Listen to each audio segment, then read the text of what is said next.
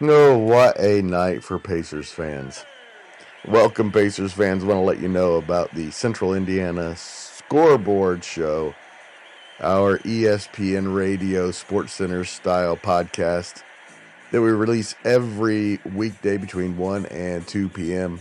We talk Pacers, Fever, Colts, IU, Purdue, IndyCar, all kinds of stuff, and the best high school sports coverage in Central Indiana. Please join us. You are listening to the Central Indiana Sports Report, podcast number 264.2. Instant reaction to the Pacers 114-105 Eastern Conference Semifinal clinching victory over the Cleveland Cavaliers.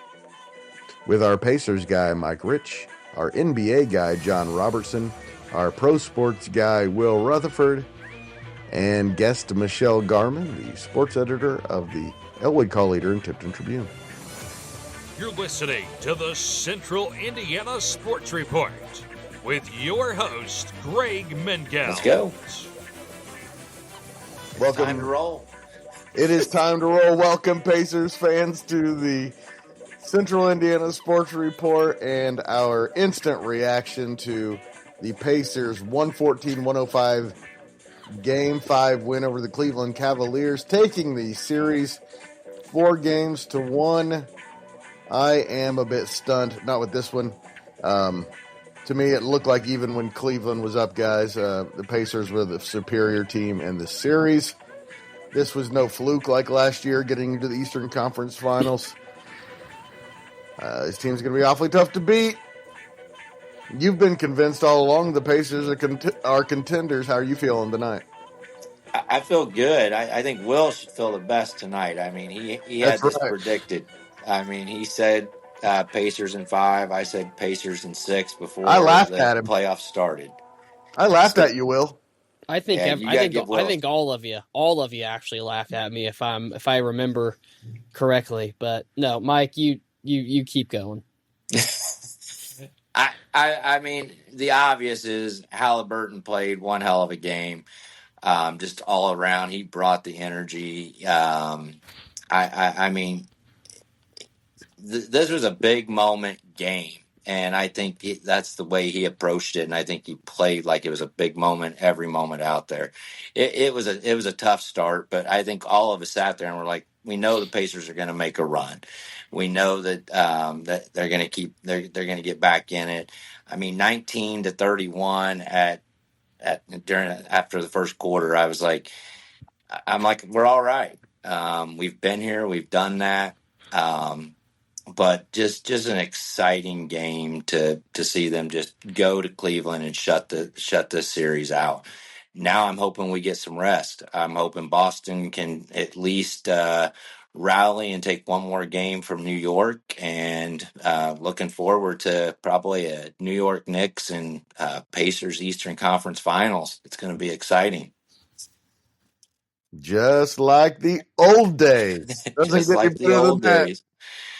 You know, my thing I've noticed lately on social media is a lot of the people aren't excited for a Knicks Pacers Eastern Conference Finals, and we are. Well, I know we are, but I was like, that just goes to show that, like, you know, it's been a while. Like, the people that are interested in it, the younger generation, they just haven't seen it before. They don't know the history, and it should be good. If that's what happens, it'll be good. But I'm with Mike. I hope that Boston can at least extend the series one more game. Today was just a perfect example of, I think, Carlisle finally rolling with the starters and just saying, hey, like, we're not going to play around with the bench. The bench was awful. Let's just call it for what it was. None of them came in and really played well outside Thomas Bryant. I think he's the only one that you could point to and say, hey, he was a spark. Matherin and McConnell were just absolute liabilities out there today. And then Tyrese, I think, cements the fact that he is a superstar. I've been steadfast in that belief for the last season and a half, when others have said, we need to see more. And I think that tonight has to solidify his role and standing of one, he's so clutch, and two, just being an absolute, I would say top 15 I think that's fair. I mean, that may be a stretch, but top 15 all-around player in the league. If Tyrese doesn't go on that run where he hits, what was it, 3 or 4 threes in a row, the Pacers are down big going into half. So that kept them in the game and brought them right back in it. So like the fact that he wasn't afraid of the moment, he was not, and he just said, I'm going to take it and make it. That does, to me, elevate him to superstar status. All right, again, we have with us our Pacers guy, Mike Rich, our NBA guy, John Robertson, and our pro sports guy, Will Rutherford. Now we bring in Tipton Tribune and Elwood call leader, sports editor Michelle Garman, to give us her thoughts on the game. Michelle, welcome, and celebrate good times. Come on. I got two things to say. First, the big clap and the great big shout out to Will Retherford, because you picked the Pacers in 5. You never wavered from it. And so you get big kudos. And the second thing, Halliburton. I really thought for the Cavs, once he started heating up that early in the first half like he did, you've got to think that there's a part of at least that coaching staff that's on Cleveland thinking, oh, crap, Halliburton started to cook early. We could be in some trouble. I mean, because he has not done a lot in the first halves of games. He's been clutch in the second half, but he was really big today. And, shout out to the Pacers. They took Cleveland's punch early. You figured Cleveland was going to come out knowing backs against the wall, that they were going to come out no holds barred, and Pacers weathered that early storm and really put it together there in the second quarter. You could really see that the first half just took it out of them. Yeah. I agree. I think the first half that you could just tell Cavs were gassed. Mitchell was gassed. I mean, he was happy to get to the free throw line to get some rest. I mean, it was, yeah.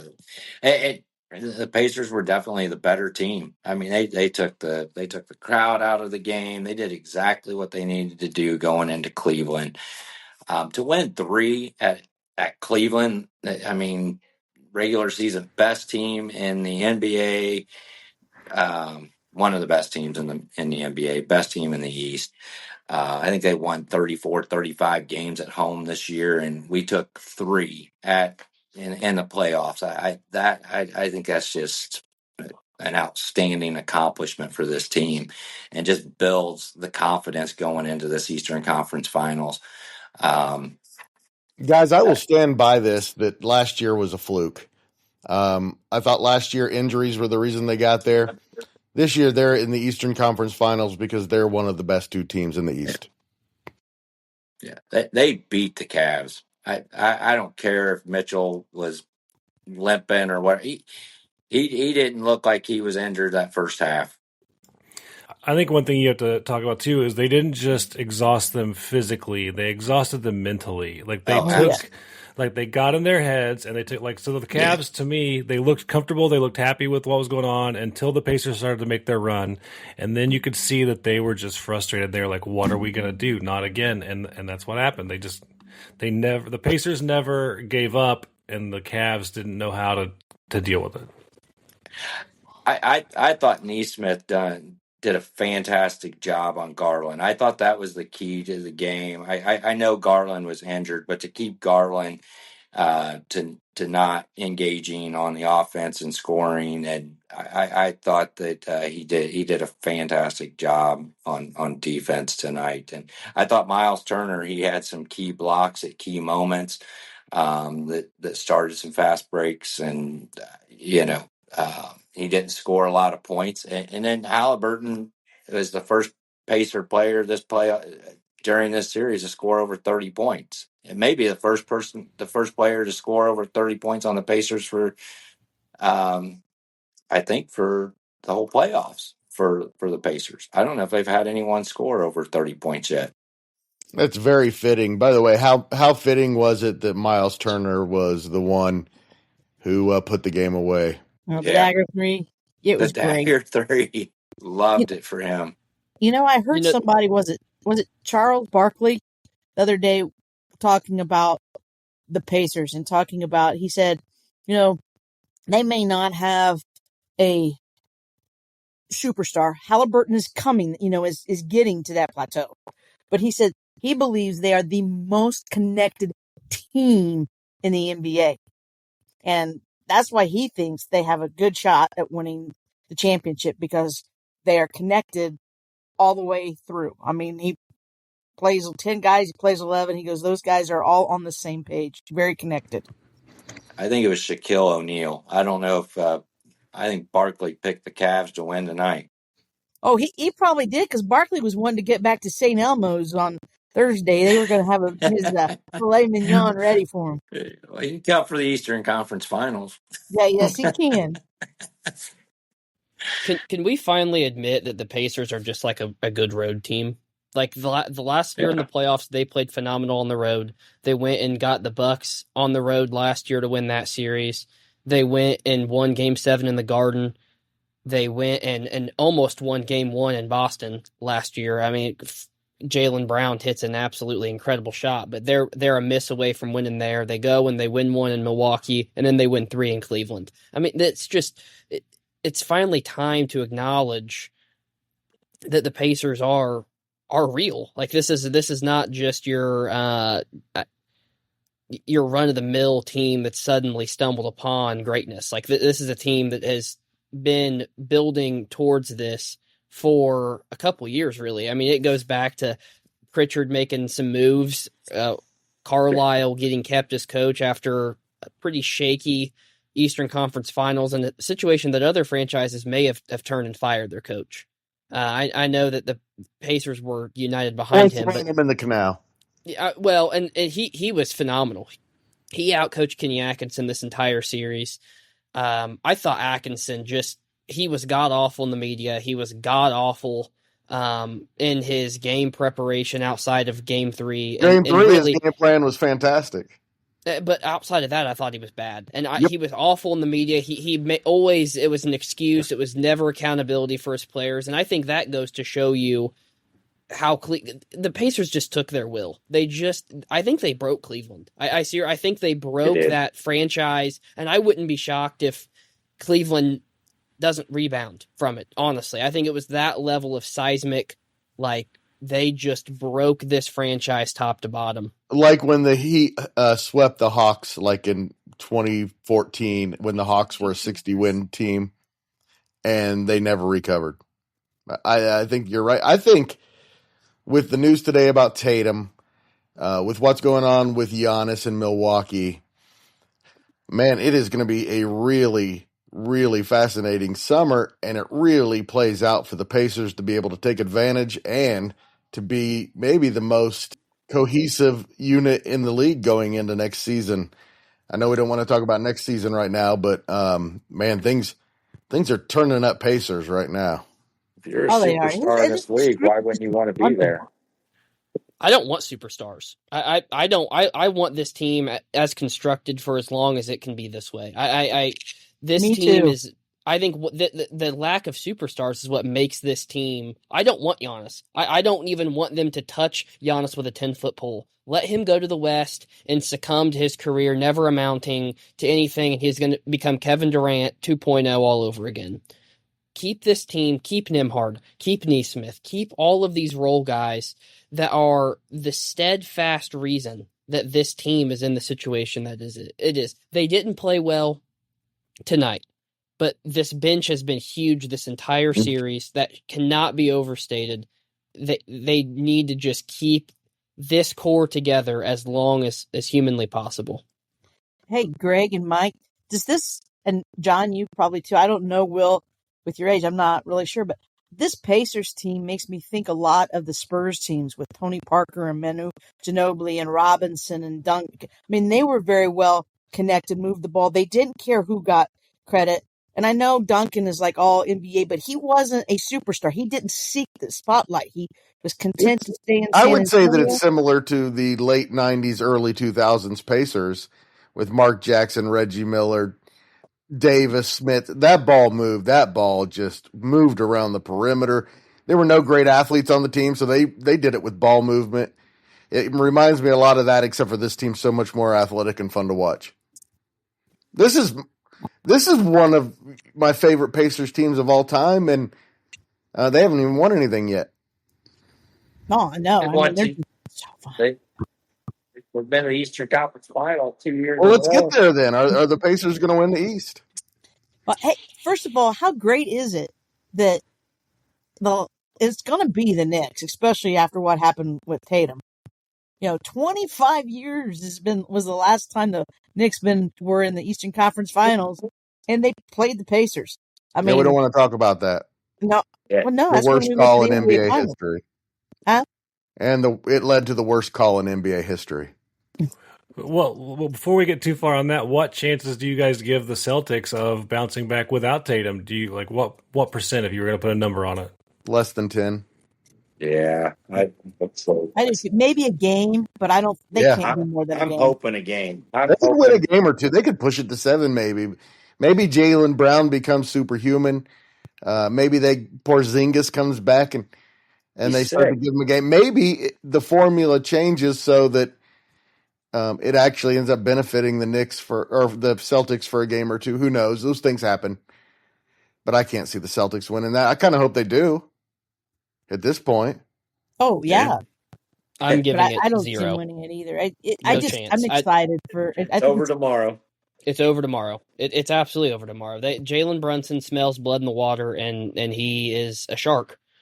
He is a shark. I mean, they always say that if you're either a shark or a minnow, and if you don't know that you're a minnow, you're not a shark. That's Brunson. Yeah. I think it's 0. What do you think, John? What do you think? I think it's non-zero. I'd say 15 to 18% chance Boston can pull it off. Some less than 20, but probably more than 10.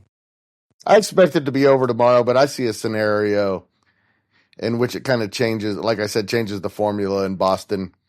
And New York has a tough time figuring out the new scheme, the new whatever. It happens from time to time where a superstar goes down and the team rallies for the next game or two. It's just not going to be a long-term thing. I'm big on, the mental aspect of the game plays a huge role in how teams play. So I could see them rallying for Jason Tatum. And Jaylen Brown believes he's the best player in the world. Yeah, agreed. I think that's true. So maybe it does shake things up. I think they can get a game. I think it would be hard for them to reverse sweep at this point, but my next question on that, though, is let's assume it is Boston. Don't you think that the way they've had to play with Garland and the way he is going to benefit the Pacers, because Brunson's very similar in trying to get the fouls and draw the fouls and get to the line? Can we just play this series in the WWE ring with Halliburton and Brunson? Yeah, Didn't they already do that? Who won that match? It wasn't. It was not. That was he never got over. Brunson was too scared to get into the squared circle. Yeah. And it was in Madison Square, so they weren't going to let Hallie win that, even if it was. Yeah, there's no shot. But this is a game that should be played in a Walmart parking lot. I mean, the series. It's going to be uber physical. It's going to be uber intense. God, it's going to make for great television. It's the best TV money can buy. Even if people don't realize it, this is going to be an incredible series. Man, I can't tell you guys how excited I am. Oh, I know. When I realized that it was probably going to be the Knicks before Tatum got hurt last night, because the Knicks just the Knicks were winning that series. Confidence. And then when Tatum went down, I'm like, okay, it's going to be the Knicks and Pacers. It's been a long time, but it is exciting. I like the Pacers' chances because I do like the way they played on the road. I don't think it's going to bother them to go into the Garden at all. And again, they're so connected and they are so, they're deep and, and I like Carlisle. I know Thibodeau's the coach, right, for the Knicks now? Yeah. Well, hopefully he's run those guys into the ground by the time that they can't go. It's already started. Pardon? It's already started. They're already starting to get worn down. You can see it. That's why you want to go at least one more. You hope Boston wins tomorrow night in Boston. Gives the Pacers one more day of rest. And the four of us will get a chance to make our prediction before the Eastern Conference Finals begins when we do our Pacers report. Michelle, your prediction against the Knicks? Pacers in 6. I like it. That's where I'm leaning. Anybody who doesn't think the Pacers are going to win it? I think the Pacers are going to win in 5. Mike's doing his best Will impression now. I think the Pacers are going to take game 1. I think they're going to be ready for game 1. I think they'll come in, they'll take game 1, and they're not going to lose. Yeah, I say Pacers in 6, and I think that their path they've had to get here is going to give them the confidence that no matter what happens in New York or if Boston, but if they have a bad start against New York, they're going to have the confidence to play through it because of all the games in Cleveland and because of the games against Milwaukee. So I think really their path is going to benefit them long term. I'm the one that everybody looks at that I'm batshit crazy when I make these predictions. I think it's going 7, and I think it's the Pacers. I think it's going to be a really good series. Anybody who takes the Knicks lightly has not been watching them. They are super athletic. There are going to be a lot of points scored in this series. I think Will's right. There are going to be times when it turns into a brawl, but there are going to be a lot of points scored in this series too. That's two teams that really like to get the ball in the basket. I said on the NBA show earlier, and I stand by it. The one reason I preferred the Celtics is I feel like the Knicks series, like you said, it's going to be very physical, and that we have a better chance of taking an injury at some point versus the Knicks than we would have during a Boston series. So I'm a little nervous about that because I do think it's going to be very rough, very physical. But I think the Pacers can meet the challenge. What I like about the series is because it is the Knicks, and even if it's been the Celtics, people are still going to overlook the Pacers. They're going to talk Jalen Brunson, and they're going to talk, Knicks, and they're going to be bringing up the 20, Jerry Seinfeld and and Ben all of that. So the Pacers still get to carry that chip in that, of that underdog, and not favored a single time in the series, guys. Not favored a single time in that series. Nope. Were they favored against Milwaukee? I believe at home they were, but not on the road. And they were never. It was always 5.5 or greater. They were never predicted to be within 5. Even the game where all 3 guys were out, Cleveland was favored. They were 8.5-point underdogs, and it went up today. The lack of respect. John's about to cash in on that, aren't you? Absolutely. I did take the Pacers plus points today for a decent for 2 units, and that paid off. I bet the Pacers to win the championship on April 5th at 120-1, and they're now offering me, let's look. Ooh, it went up. They're offering me 15 times my bet to cash it out right now. I'm not taking it. You're not taking it? No. No way. Letting it ride. I also bet the same day I bet Pacers Oklahoma City Thunder as the 2 finalists at 50-1, and they're offering me 13-1 on that one to take it, and I'm still not taking that either. How much would the NBA hate that? I mean, look, if you look at it though, of the 4 teams that we think are going to be in the Final Four, or they're all small market teams except for New York. The only way they get a big market team is if New York makes it. The rest of them are small market teams. I'm just so glad God didn't make us watch any more Donovan Mitchell basketball. Oh, it's just a blessing from every religion, every deity, spiritual being in existence. It's just disgusting. He disgusts me. Who do you think is worse, though, Mitchell or Brunson? Because I think they're... Oh, yeah. But Brunson, the one thing I know about Jalen Brunson is that you would have to saw his foot off his leg for him to come off the court. Amen. He is a warrior. He is going to do everything in his capability, and even beyond his capability. He may play without that foot, Will. No, he might. He literally might saw the foot off himself on the bench and then get back in and play on one foot. Yeah. I'll 100% give you that, but I think he's a much bigger flopper, and He is. that balances out with the tenacity for me. Like, I hate flopping just as much as I hate the way Mitchell was walking out on his team. Oh, that was awful. I I think lost so much respect for him after that. And when he came back today, I was just like, when he first went down and he went back to the locker room, I was like, okay, the guy's injured. But when he didn't come back out to the bench and he started today in the way he started, I was like, that was so awful. You just don't leave your team like that. That's so Mike, much. I don't know about you, but I saw Cavaliers fans on X or Twitter or whatever. They were upset. They were a lot calling him out for lack of leadership, for going in and staying in the locker room. That's Especially if he came out and he played tonight. That's what they said. Especially if he showed up and played tonight. Yeah. And Yeah, look, if he wouldn't have played tonight, I would have been like, okay, the dude was injured, and totally get it. But to play like he did and score 35 points, I mean, he could have came out and supported his team, and walking out on his team like that, I think that's one of the most. I wouldn't want him anywhere near a team that I support.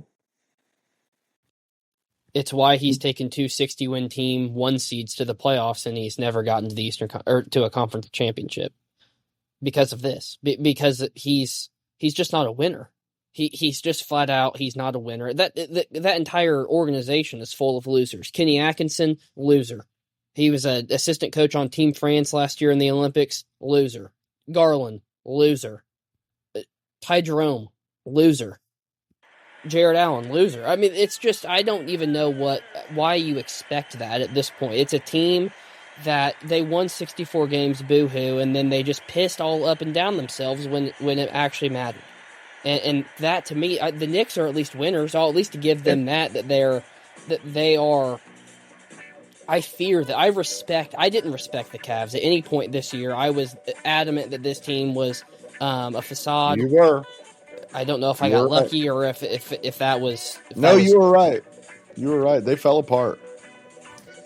All right, guys. Thank you so much for your time, Mike Rich, John Robertson, Will Rutherford, and Michelle Garman, for joining me. That was a lot of fun, and I can't believe it that we are May 13th and the Pacers are still playing and have at least another couple weeks left. Looks like we're going to get another Pacers 500 double again this year. Pacers and Racers. I do have one question for you guys. How much do you think Slick Leonard is cheering where, if he's up in heaven? I mean, how much do you think Slick Leonard would have loved this Pacers team? He would have been involved. Boom, baby. Thanks, Boom, everybody. baby. Thanks so much to John, Mike, Will, and Michelle for joining the Central Indiana Sports Report. And, of course, thank you for listening.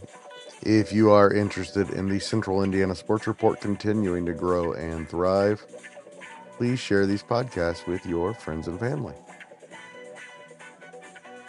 We greatly appreciate it in advance. Man, what a game that was tonight. It's a good time to be a Pacers fan, that's for sure. It hasn't always been easy.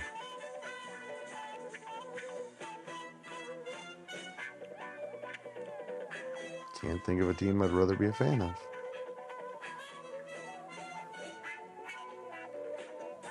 Central Indiana Sports Report is a product of ITG Media, and I love Susie.